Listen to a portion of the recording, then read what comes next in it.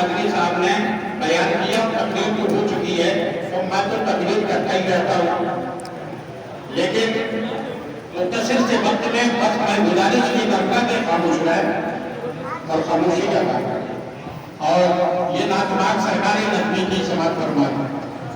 اجالا جس کا ہے دو جہاں میں، وہ میرے آقا کی روشنی ہے۔ اجالا جس کا ہے دو جہاں میں، وہ میرے آقا کی روشنی ہے۔ انہی کے قدموں کی برکتوں سے یہ زندگی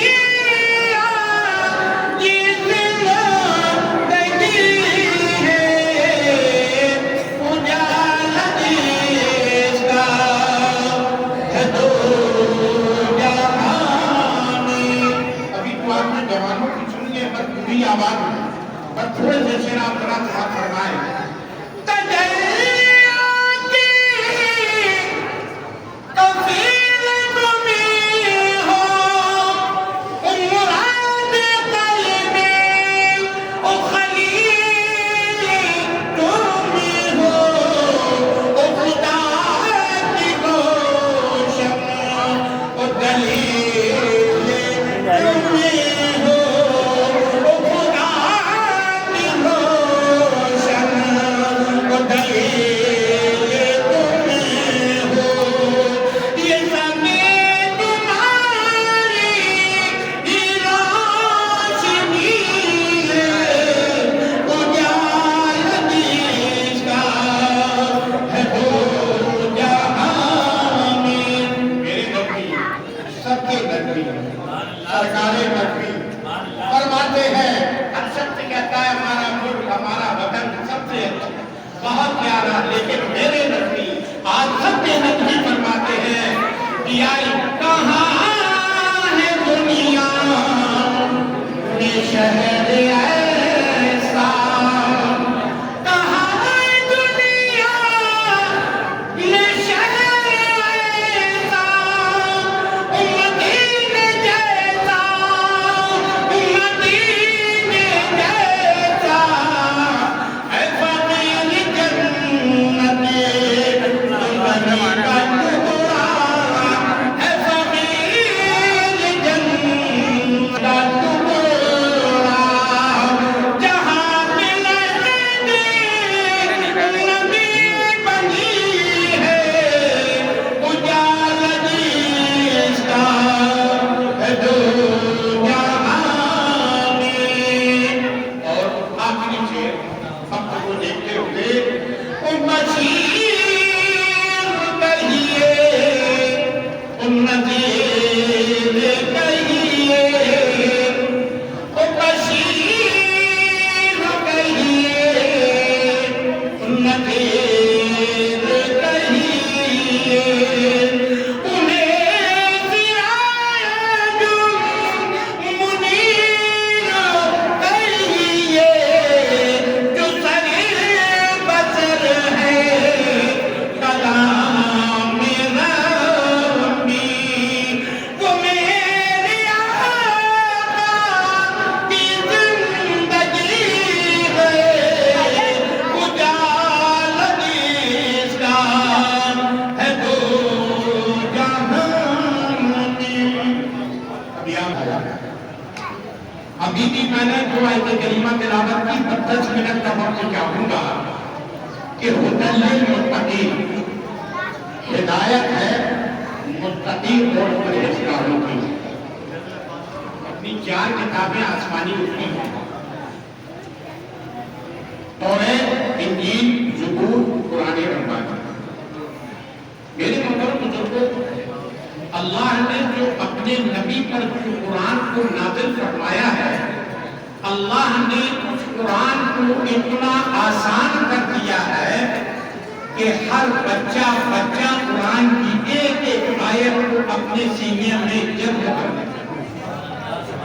کے سینے میں دل کتنا آسان بنا دیا.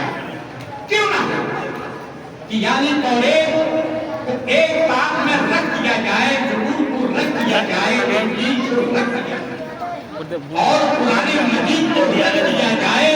ان چاروں کتابوں کو بند کر کے رکھ دیا جائے. پڑھنے والے سے کہا جائے اس کو پڑھ کر کے بند کر دیا, سناؤ تو نہ سنا پائے گا. انجیل کے پڑھنے والے سے کہا جائے تو نہ سنا پائے گا. زبور کے حافظ اگر کہا جائے تو وہ نہ سنا پائے گا. لیکن قرآن ربانی کو طاق میں رکھ دیا, قرآن مجید کو. لیکن یہ بھی ہے کہ یعنی زبور میں تبدیلیاں ہو گئی, انجیل میں تبدیلیاں ہو گئی, یعنی زبور میں تبدیلیاں ہو گئی, لیکن قرآن ربانی میں تبدیلیاں کیوں نہیں ہوئی؟ اس لیے نہیں ہوئی کہ اے تبدیلیاں کرنے والوں, تم توریت میں تبدیلیاں کر سکتے ہو, انجیل میں تبدیلیاں تو کر سکتے ہو, زبور میں تبدیلیاں کر سکتے ہو, لیکن قرآن میں ایک زیر و زبر کی تبدیلی نہیں کر سکتے. اس لیے کہ کروڑوں کی تعداد میں حفاظوں کے سینے میں قرآن موجود ہے, نہ تبدیلی ہو پائی ہے اور نہ کل کو قیامت تک تبدیلی ہو سکتی ہے. اس لیے اللہ نے وہ آسان قرآن ربانی کو آسان کر دیا ہے کہ آپ نے حافظ صاحب سے قرآن پاک کو سنا, قرآن مجید کو سنا. ابھی جیسے مولانا ہمارے مولانا سلمان صاحب نے کہا کہ قرآن مجید کو گھر سے جب ایک بغیر پڑھا لکھا ہے آدمی قرآن پاک کو فوری طور پر اٹھا کے لے گیا, تو میں یہ کہوں گا کہ آج مثال کے طور پر ہمارے یعنی مقتدیوں نے مجھے جسم میں کپڑے پہنانے کے لیے قیمتی کپڑا لے کر دیا. ذرا توجہ چاہوں گا, بہت قیمتی کپڑا لے کر کے آئے اور کہا کہ امام صاحب آپ بہترین لباس کو پہنے, آپ بہترین کپڑا پہنے. وہ 2000 روپے مچر کر لے کر کے آئے. وہ ایک نہ ایک دن جو ہے کوڑے کھانے میں کوڑے پر وہ ڈلا دکھائی دے گا, لیکن خدا کی قسم قرآن مجید کو جو کپڑے میں لپٹا ہوا رکھا ہے, قرآن مجید کو یعنی کپڑے میں لپٹا ہوا رکھا ہے, وہ قرآن مجید کو میں پوچھنا چاہتا ہوں کہ سب سے پہلے قرآن مجید کا بوسہ لیتے ہو یا اس کپڑے کا تم بوسہ لیتے ہو؟ بولو میرے پیارے مسلمانوں. تو میں یہ کہوں گا کہ خدا کی قسم قرآن مجید میں جو چیز نسبت ہو گئی تو حکم ہوتا ہے کہ اے قرآن کے پڑھنے والوں, سب سے پہلے جب قرآن کو تم کھاتے ہو تو تم سب سے پہلے اپنے ہونٹوں سے چومتے ہو. یعنی چومنے کا مقصد یہ ہے کہ تم نے احترام کیا, اس کلام ربانی کا تعظیم کی.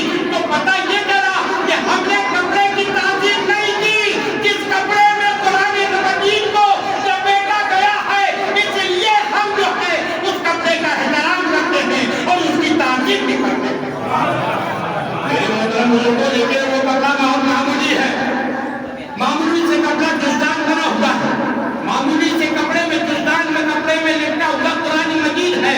لیکن جب وہ قرآن مجید کا کپڑا پھٹ جاتا ہے تو میں پوچھنا چاہتا ہوں, ایک قیمتی کپڑا ہمارا کوڑے میں دکھائی دیتا ہے, ایک قیمتی کپڑا ہمارا جو ہے کوڑے میں ڈلا ہوا دکھائی دے گا, لیکن خدا کی قسم قرآن مجید کی وہ تعظیم و احترام ہے کہ یعنی قرآن مجید کو یعنی اس کپڑا پھٹ بھی جائے تو اس کو احترام کے طور پر, ادب کی تعظیم کے احترام پر یعنی قرآن مجید کے اس کپڑے کو رکھا جائے گا, بلکہ پھینکا نہ جائے گا, اس لیے کہ قرآن پاک سے اس کپڑے کو نسبت ہو گئی.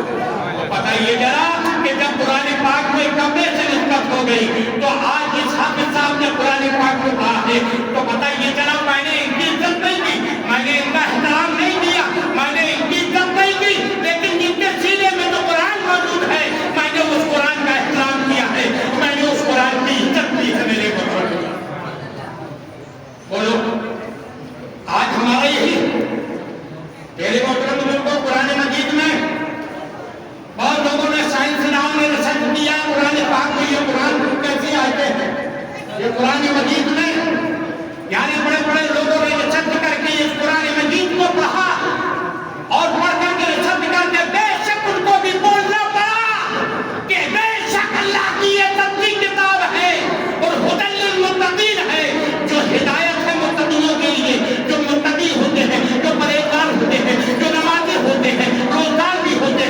لیکن یہاں ایک سوال پیدا ہوتا ہے، آپ یہ کہو گے امام صاحب بڑی عجیب بات کرتے ہو، کربلا کے میدان میں بھی جو ہے یتیم بھی نماز پڑھ رہا تھا، یتیم بھی قرآن کی تلاوت کر رہا تھا، یتیم بھی جو ہے تلاوت کر رہا تھا، لیکن یہاں پر اس خیمے میں یعنی قرآن مجید کی تلاوت کی آوازیں آ رہی تھی، کربلا کے میدان میں یعنی حسین کے خیمے سے آواز آ رہی تھی، یعنی جو حسین منتقی یعنی ہدایت منتقی اور پریزگاروں کے لیے کربلا کے میدان میں حسین کے خیمے سے بھی آواز آ رہی تھی، یعنی آواز آ رہی تھی قرآن مجید پڑھنے کی۔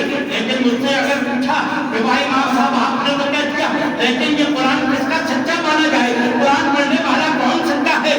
تو میں نے کہا ارے تم مجھ سے پوچھ رہے ہو، ارے تم تو خود قرآن مجید سے پوچھو، قرآن تمہیں جواب دے دے گا۔ تو قرآن سے پوچھا گیا اے قرآن ذرا اس کا جواب تو دے دو، تو قرآن کون ہوتا ہے؟ ہدی للمتقین، جو ہدایت حق پر ہے وہ ان کا قرآن مجید اللہ کی بارگاہ میں مقبول۔ یہ وہ اللہ والے تھے۔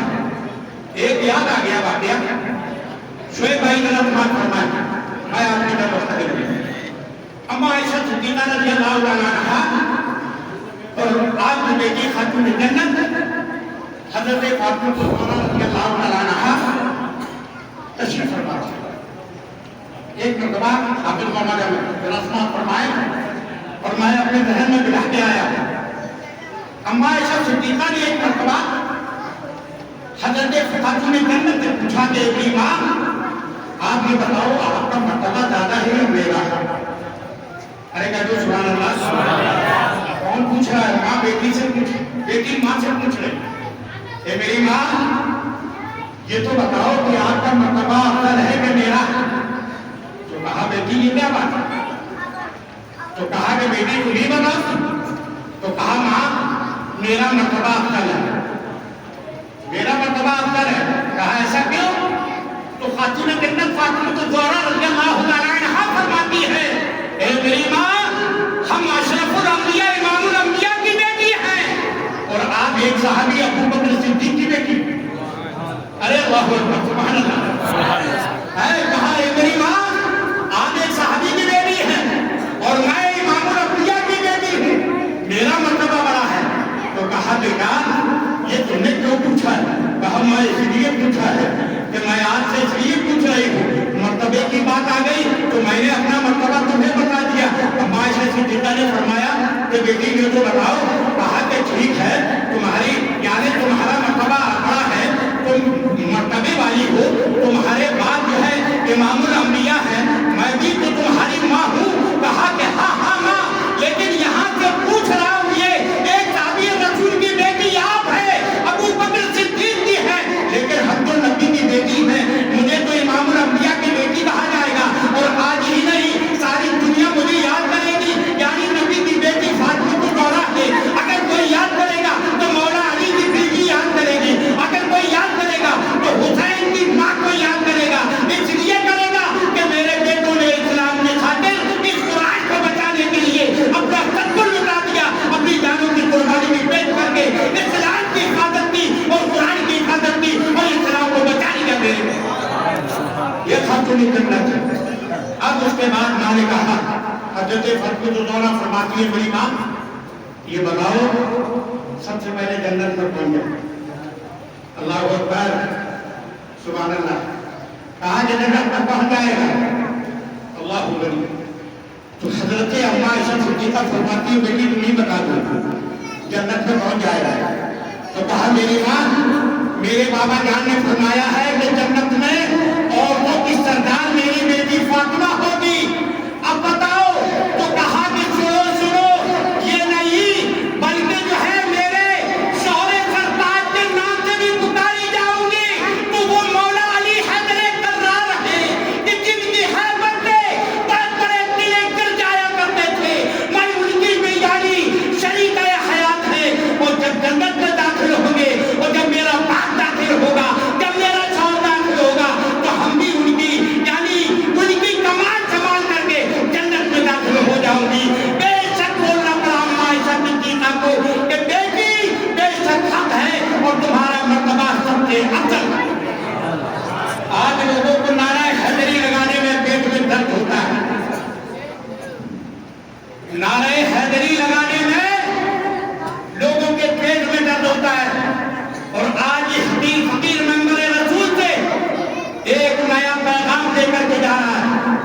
حضرت آدم علیہ السلام سے لے کر حضرت داؤد علیہ السلام، حضرت عیسیٰ علیہ السلام، حضرت موسیٰ علیہ السلام، ان کی امت بھی اگر کوئی ولی بنا ہے تو مولا علی کے فیضان سے وہ ولی بنا ہے۔ مولا علی نے جس کو چاہا اس کو ولایت عطا کر دی، اور مولا علی نے نہیں چاہا اس کو کوئی ولایت نہیں دی۔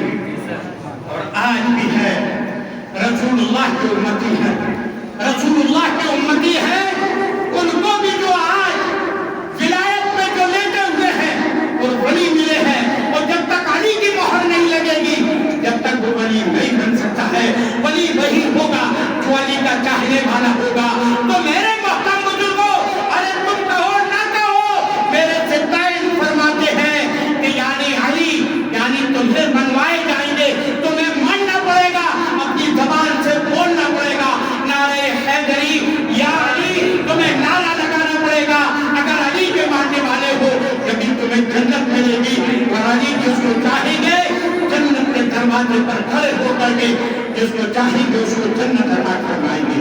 اللہ کی بارگاہ میں یہ دعا ہے، پروردگار عالم ہم سبھی لوگوں کو مولا علی کا صدقہ عطا فرمائے، مولا علی کے صدقے میں ہم سبھی لوگوں کی مدد فرمائے۔